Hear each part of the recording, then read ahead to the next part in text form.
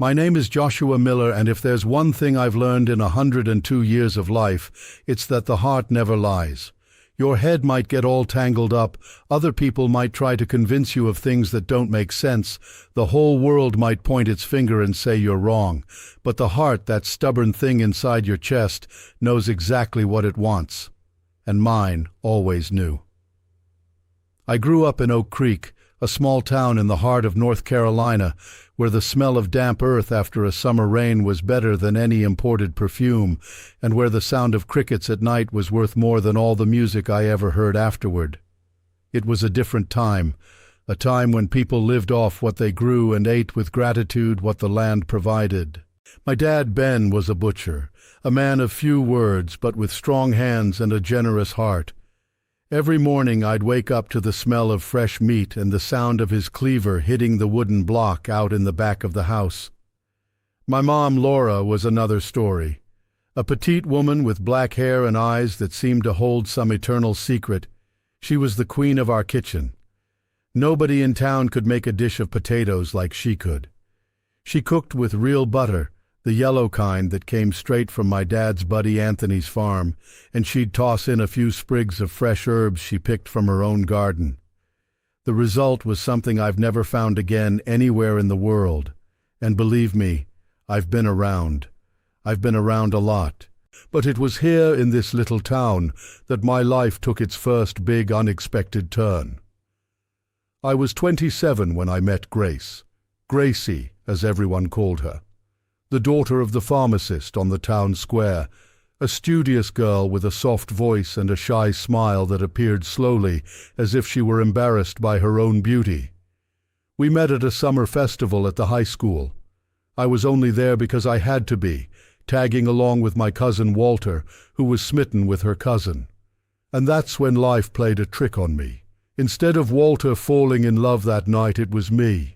I was the one left standing under a string of colorful paper banners, watching that girl square dance as if the whole world had stopped just to show her to me. We started seeing each other in secret. Her father, Mr. Wallace, saw nothing special in me. To him, a butcher's son didn't have enough of a future for a pharmacist's daughter. That hurt in a way I never told anyone, because I knew I could give Grace a good life. I knew where I came from, but I also knew where I wanted to go, so I worked hard. I worked at my dad's butcher shop during the day and studied accounting at night in a neighboring town, paying for the bus with money I saved up, penny by penny. Grace knew all of this, and she loved me too, with that quiet, steady kind of love that only someone who grew up listening to a lot of country music knows how to have. We'd meet on the bank of the creek, under a big sycamore tree that became our special place in the world. Sometimes I'd bring a basket with sourdough bread I'd learned to make from Mrs. Nelson, my mom's old neighbor, and a few slices of fresh farmer's cheese. She'd bring tomatoes from her father's yard, which, despite everything, had the most generous garden on the street. We'd eat there, talk about life, about what we were going to be when we grew up. And I, already 27, felt like I was truly growing up for the first time. The trouble came one day in October. I remember it like it was yesterday. The sky was overcast, threatening rain since noon. Mr. Wallace showed up at my father's butcher shop. He walked in with his hat in his hand, which was a sign that things were serious, because that man never took his hat off for anyone. He told the others to leave and stood there in front of me, looking me in the eye for a long time before he spoke. He said he knew about me and Grace. He said he had nothing against me as a person, but that he had plans for his daughter, plans that involved New York City, a big state university, a future he'd mapped out for her since she was 10, and he said that if I truly loved her, I'd let her go. Those words stuck in me like a thorn, not because they hurt my pride, but because I knew he wasn't wrong. Grace was brilliant. She deserved so much more than Oak Creek could offer back then. I knew that better than anyone, and it was the hardest thing I've ever done, harder than getting up at 4 in the morning in the North Carolina chill, harder than studying with burning eyes after a full day of heavy labor, harder than anything that came after. That afternoon, under the sycamore tree, I held Grace's hands and told her we needed some time, that the world was calling her, and I didn't have the right to be the weight that held her back. She cried. I cried too, but later, alone in my small room at my parents' house, with my face buried in the pillow so no one would hear, because a man from the mountains cries, sure, but he cries quietly. The years that followed were a silent effort. I opened my own accounting firm in Oak Creek. It prospered.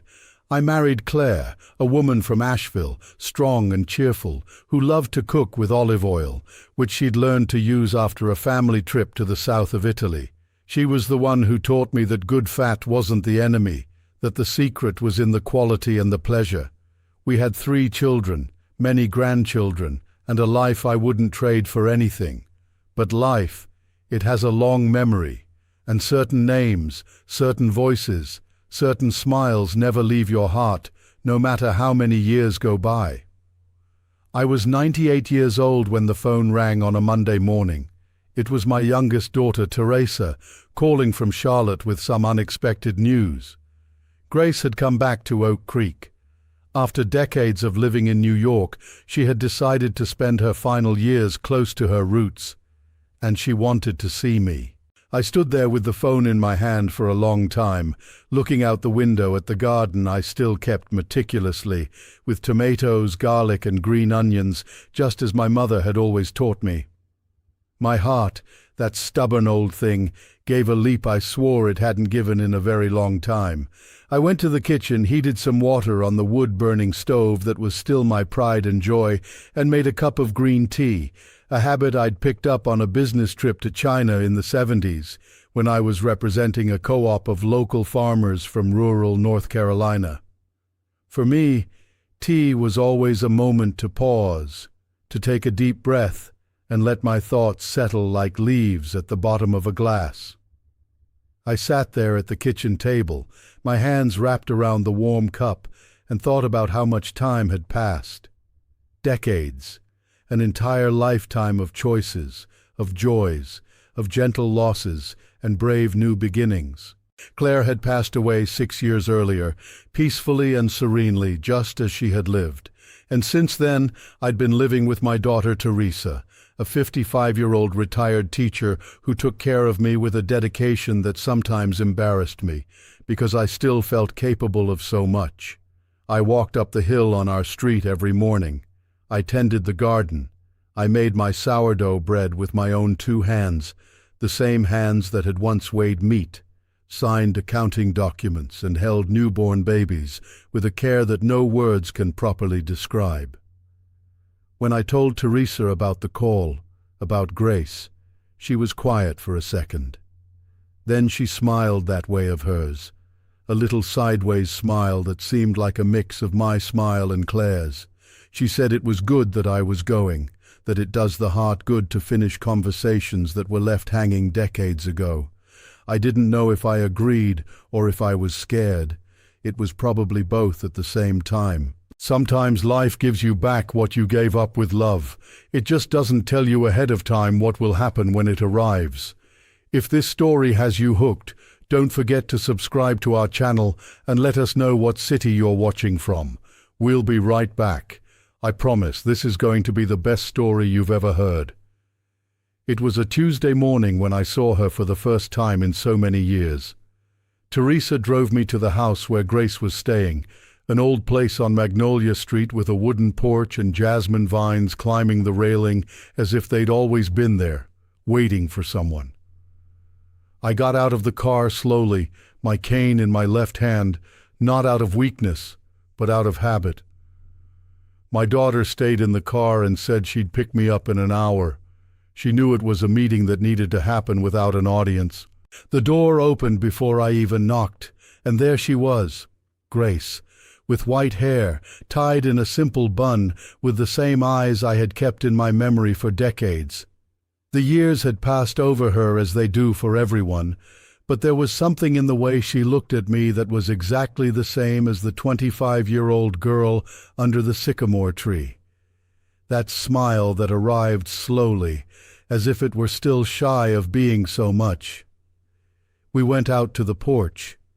She had made coffee, brewed the old-fashioned way with a cloth filter. There were cheese biscuits in a small basket, and a bowl of tomatoes from the yard, fresh, red, and smelling of the garden.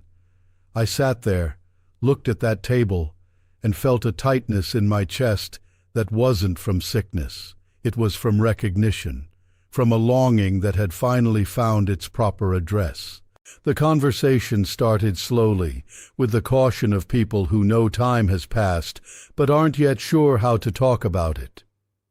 She told me about her life in New York, about the university, about her marriage to an engineer named Arthur, a good man who had passed away peacefully a few years before, about their 2 children who had built careers all over the country, about how she had reached a certain point in her life and felt an irresistible urge to return to her roots, to see the town square where she grew up, the pharmacy that was now something else, the school where she square danced on the night it all began. I listened calmly, sipping my coffee slowly, smelling the jasmine on the morning breeze. And when she finished speaking, she looked at me with those eyes that still held the same secret as always, and said there was something she needed to tell me, something she had been carrying for 75 years. My heart started to race. I told her she could tell me. She took a deep breath. Then she said that before she left for New York, she had left a letter for me, a letter she had given to my cousin Walter, asking him to give it to me. A letter in which she said she understood what I had done, that she knew I had acted out of love, but that she also loved Oak Creek and would have stayed if I had asked, that the future her father had planned could have been different if I had just reached out my hand and told her to stay. I just stared at her. The coffee cup was in my hand, and I didn't even realize I was squeezing it too tightly. I never got that letter. The silence that fell between us was the kind that feels as heavy as a cold winter rain in the mountains. I asked if she was sure. She said yes, that she had waited for weeks, that she had cried so much thinking I had chosen not to answer, that she had assumed it was confirmation that I agreed with her father's decision, and that, with a broken heart, she had packed her bags and left for New York, believing that I hadn't loved her enough to ask her to stay. I felt something inside me shift, like an old piece of furniture you push aside only to discover there was a window behind it all along. Walter had kept that letter, out of envy or resentment, or for some reason I would never fully understand. My cousin had held on to that letter and never given it to me. Walter had passed away many years ago, taking with him this secret that had shaped 2 entire lives without either of us knowing. I sat there on the porch, with the red tomatoes on the table, with the smell of coffee and jasmine in the air, and I let it all wash over me, slowly. Grace looked at me with teary eyes, but with a serenity that seemed to be the fruit of many years of reflection and inner peace. She said she hadn't told me to open an old wound or to rewrite the past. She had told me because she wanted me to know that I had been truly loved, that the 25-year-old girl under the sycamore tree had loved me with all the strength she had, and that, regardless of everything that came after, was the truth. I let my cane rest against the chair and took her hand, the hand of a 98-year-old woman with the marks of a long life lived with intensity. I told her that I had loved her too, that I had never stopped loving her, in a quiet, tucked-away kind of way, like you keep a beautiful memory that you know you can't touch anymore but don't want to lose, that Claire had been my home, my partner, my life, but that the love I felt for her, for Grace, back then, had been the first glimpse of the man I was capable of being. We stayed like that for a while, holding hands in silence, looking out at the yard where a hummingbird landed for a moment on a red hibiscus flower and then flew away, as if its mission was complete. When Teresa came back to pick me up, she found us still on the porch having a second cup of coffee, talking about recipes, about gardens, about the power of garlic and good olive oil, about the simple things that sustain a long life, about everything you learn when you decide to live without fear and with gusto. My daughter stood at the porch door for a second, looked at me, looked at Grace, and smiled that way of hers. Then she came in, pulled up a chair, asked for some coffee, and sat there with us as if she had always been part of that meeting. 102 years of life have taught me a lot. That good butter is better than any substitute. That fresh garlic can cure more than expensive medicine. That 70% dark chocolate is pure joy concentrated in a small square. That sourdough bread made by hand has a flavor you'll never find in a plastic bag. That good olive oil drizzled over a fresh tomato picked from your own garden is one of the greatest delights life can offer. That a cup of green tea in the late afternoon is worth more than any worry about tomorrow. That potatoes boiled with butter and heavy cream are comfort food. They're roots. They're who you are. But the most important lesson of all, the one I only learned on that jasmine-covered porch in Oak Creek, is that the truth has its own time, and when it arrives, even if it's late, it can still make a 102-year-old man's heart leap as if he were 27 again. And that, folks, is worth more than any recipe for a long life anyone could ever give you.